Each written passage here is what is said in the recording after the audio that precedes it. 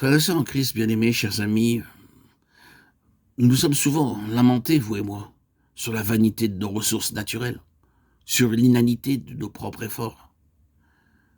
Mais il n'en a pas toujours été ainsi. Il fut un temps où nous nous voyions sous un autre jour, nous pensions pouvoir faire quelque chose, nous savions que nous avions certaines capacités et que des résultats ne pouvaient manquer de se produire. Nous sommes attelés à cette tâche, mais Dieu savait à quel point nous étions inutiles. Et le jour est venu où il nous l'a fait toucher du doigt. Nos yeux se sont ouverts alors à cette humiliante vérité. Nous avons alors réalisé que pour une œuvre comme la nôtre, c'est-à-dire spirituelle, quelles que soient les ressources dont nous pouvions faire état au milieu des hommes, nous n'avions rien, mais rien. Et nous ne pouvons rien, rien. Nous étions aussi stériles qu'il est possible de l'être. Quelle découverte fut-elle pour nous d'avoir cette vision, de vivre cette situation. Que faire alors?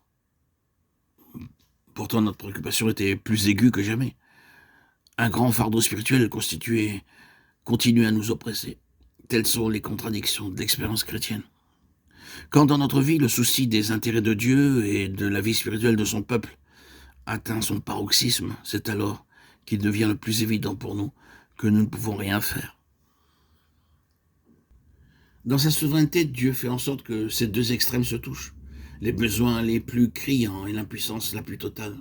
Encore une fois, la nature n'est d'aucun secours dans ce domaine.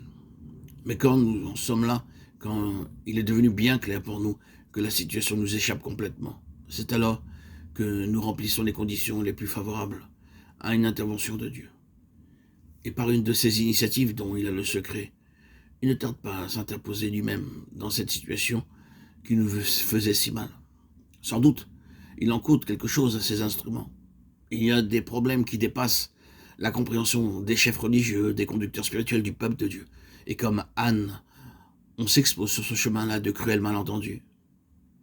Nous avons donc là ces deux choses nettement différenciées. D'une part, une grande préoccupation spirituelle à l'endroit du peuple de Dieu, préoccupation qui tourne même à la détresse en raison des dangers que court le témoignage du Seigneur. Et d'autre part, sur le plan pratique et pour tout ce qui touche à une solution possible, à une contribution personnelle, stérilité complète, constatation douloureuse d'un être qui se sait inutile et qui comprend qu'il n'y a rien à faire. Cependant, Anne prie. Elle ne peut pas renoncer.